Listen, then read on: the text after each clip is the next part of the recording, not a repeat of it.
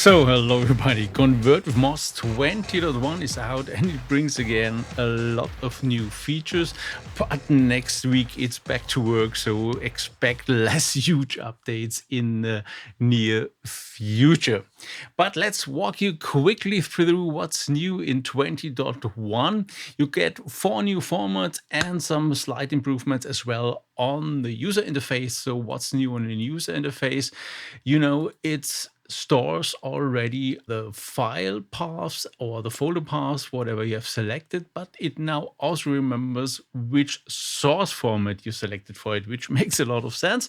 So for example, if I would switch here to NKI, so the native instruments format, it switches to the Kontakt format, or if I go back here to what else do we have? Roland. So Roland, then it automatically selects the Roland format. So pretty helpful. Second thing is we got this new contents feature where you can filter for specific sounds you would like to convert, and you have here this filter section up there. So for example, if we say we want to have only rock, there's now also this little X mark, so you can quickly clear this field as well. So we have new formats. First one is FL Studio Direct Wave.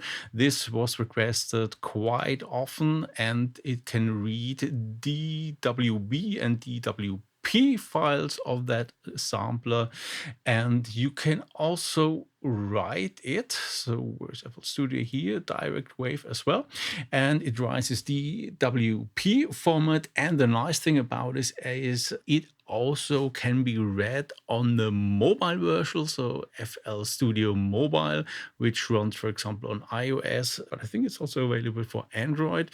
And this can read these files as well. So it's now pretty easy to get your samples also on an iPad. Next one is Teenage Engineering. They also have the OPXY, and that's now also supported here in ConvertWithMoss. It can be read but also written, so you can now also bring your sounds on these devices. I don't have one, so I cannot show you anything with that. And yeah, if you have one and test it, I hope it works. I could not test it, so please report back if that works for you. And going back to an old format, Casio FZ-1 series, also highly requested as a convert format, and it supports many different files you could find on the internet as well. So FZB, FZF, and so on. Also those more often found HFE and IMG files are supported. And finally, it can also be written. So if it can be written, we also don't have a Casio at hand, so please check that format as well. If it works or if you find issues, please report back. And last but not least, there is a modern format from Audio Modern. Haha, no pun intended. And that's a company you might not have heard of, but they're in the sound library business, and they have a free playback device. This playback device is totally free. You can download it and looks pretty nice for editing as well. And it can import full libraries. So for example, let's maybe go, yeah, we had this Roland here, why not? Select it back, so Roland as the source, and let's convert that to Audio Modern format. Here we go. And this is, as I said, a library. And so we can say we want to have a library. So all the sounds found here in that source file will go into one library. You could also select more of them, and maybe then the library somehow explodes. But yeah, okay. So it's called an S700. And yeah, let's do that.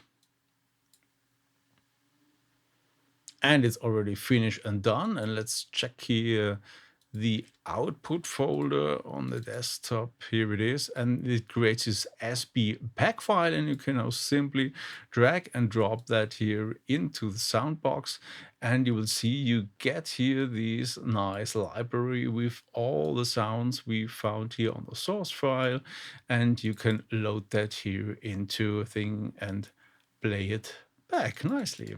There are also many fixes in this version, so check the changelog, which is at the end of the manual, for all the details, what has been improved. So also many small improvements are in this version, but there are also more supported features. We recently introduced the Fairlight CMI format, so the voice VC files, and this is now extended. The VC files can now be read from all versions, not only Series 3, and we also have support for HFE, IMD, and IMG files, which always contain several VC files. And you can also write these different VC versions. Go back to preset. If we go here to CMI, you can select here what you want to write. You can either write Series 3 or the 2X, also with a control file, so you can also create multi-samples of that, or this old clone which exists of a CMI, the Quasar Beach. The format is slightly different, and this can be written as well. There's also an addition to raw sample files, format supported on the Mac. On Apple is CAF format, so core audio format. This can now be also read, and if you have samples in that format, you can now also use them as a source to create multi-samples from that.